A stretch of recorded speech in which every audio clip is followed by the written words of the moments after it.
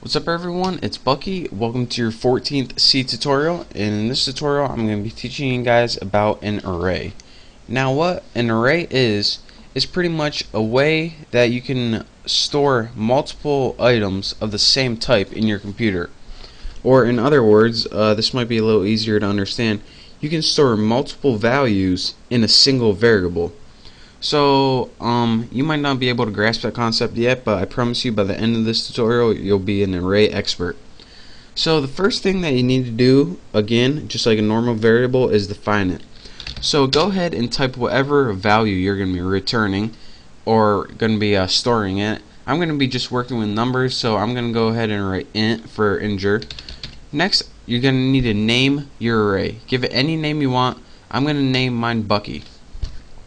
Now the next thing you do is a little different than defining a single variable. You need square brackets, and inside those square brackets you have to type whatever number you're going to want to reserve in your memory. Now since I'm going to be storing 5 different values in this array, I'm going to go ahead and write the number 5. And what that does is tell your compiler and your computer, alright, we're going to have 5 numbers, so go ahead, go into my memory and reserve 5 spaces for this array. So it's going to go, okay, done. The next thing that we're going to want to do is assign variables or assign values to the elements in this array. Now, although we have 5 different elements we just built in Bucky, we don't start with the number 1 and go to 5. Your computer, since it loves zeros and ones, it's going to start with the value 0 and go 0, 1, 2, 3, 4. So 0 to 4 are the elements you're going to be able to work with, not 1 to 5. So your maximum is always 1 less than whatever you define. And I'll show you guys what this means later. But to store different values in each of these elements, what we need to do is do just that. So this is how you do that. Go ahead and write the name of your array, and this is just for assigning values.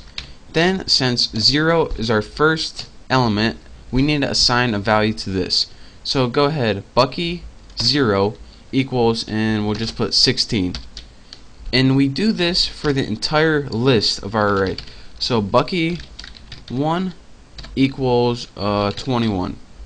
Now let's just go ahead and make a simple print statement to make sure that this is working alright.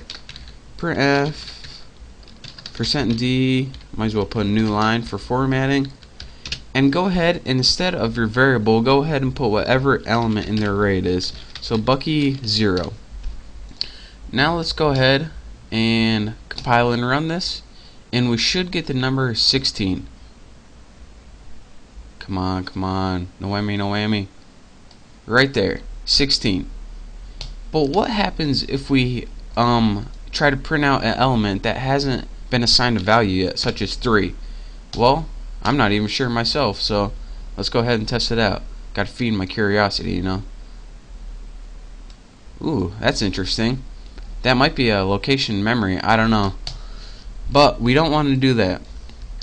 So what you want to do is, before you go ahead and doing all that, you want to go through your array and make your entire list and assign values to each of those numbers. Now, you can either do that Bucky 0, Bucky 1, Bucky 2, Bucky 3, Bucky 4, and that'll give you your 5. But there's a much easier way to do this, and I'm going to show you guys that right now. Instead of doing one number by one number, what you can do is define the values right when you're defining your array.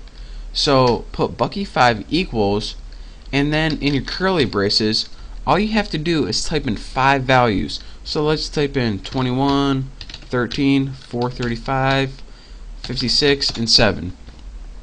And what this is going to do is assign the element number 0, 1, 2, 3, 4, 5, and this is also called the position number because it's what position in the array it is. So Bucky 0 is going to equal 21, Bucky 1 is going to equal 13, Bucky 2, 435, 3, 56, 4, 7. And remember, even though this is 5, that just means there's 5 elements. It doesn't mean you need 5, or your position number doesn't go to 5. So again, when you define an array and have, this is how many spaces in memory it's going to take up. But remember, your position number starts at 0, so it's always one less than that. Now let's say we want to print out Bucky 3. So again, let's print that out, and it's going to go, well, here's Bucky 0, here's Bucky 1, 2, 3. So we're going to get the number 56. So let's go ahead and see that right there. Come on, come on, no whammy, no whammy. Right there, 56. And this is how you can store multiple values in a single variable. And go ahead and experiment with this.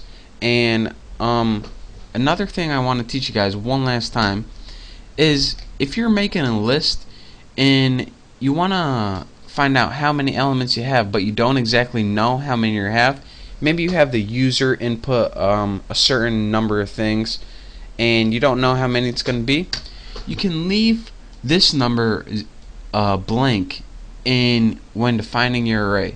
And what this will do is tell your computer, alright, I don't know how many numbers we're going to have, but I do know we're going to have an array, so just reserve a bunch of space. And then let's make a couple more numbers here. And then what your computer does is automatically take that number, and it pretty much just does everything automatically for you. That's all you need to know for right now. So let's go ahead and print out a number like 7. So we'll go 0, 1, 2, 3, 4, 5, 6, 7. Should get the number 32. So let's go ahead and do that. Come on, 32, 32. Bam. Right there.